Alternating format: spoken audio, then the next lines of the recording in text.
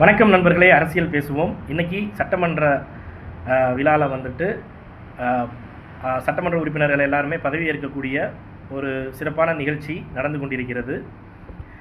நிறைய நபர்கள் வந்துட்டு புதுசாக சட்டமன்றத்துக்கு வந்திருக்கிறாங்க, அதெல்லாம் பார்க்க முடியுது.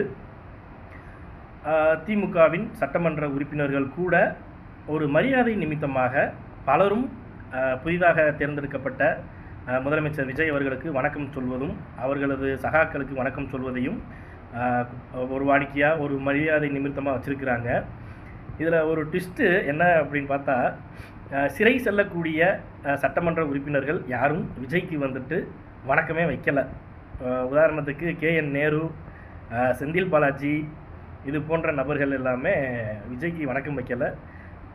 ஒருவேளை அவங்களாம் விரைவில் சிறைக்கு செல்வார்கள் என்று எதிர்பார்க்கலாம். நன்றி.